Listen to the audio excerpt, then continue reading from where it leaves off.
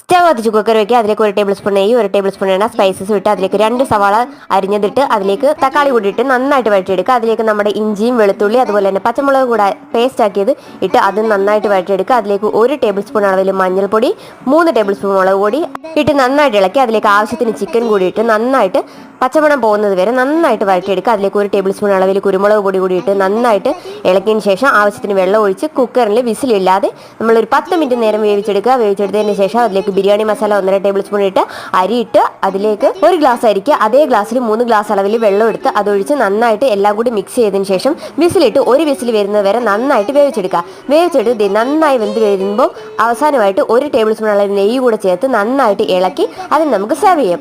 അടിപൊളിയായിട്ട് ഒരു 30 മിനിറ്റിനുള്ളിൽ അടിപൊളി കുക്കർ ബിരിയാണി നമുക്ക് എളുപ്പത്തിൽ ഉണ്ടാക്കിയെടുക്കാം. അപ്പോൾ ഇതിന്റെ ഡീറ്റെയിൽ വീഡിയോ ഞാൻ എത്രയും പെട്ടെന്ന് അപ്ലോഡ് ചെയ്യുന്നതായിരിക്കും. അപ്പോൾ ചാനൽ ഇഷ്ടപ്പെട്ടവർ ലൈക്ക് അടിച്ച് സബ്സ്ക്രൈബ് ചെയ്ത് കൂടെ കൂടാൻ മറക്കല്ലേ. താങ്ക്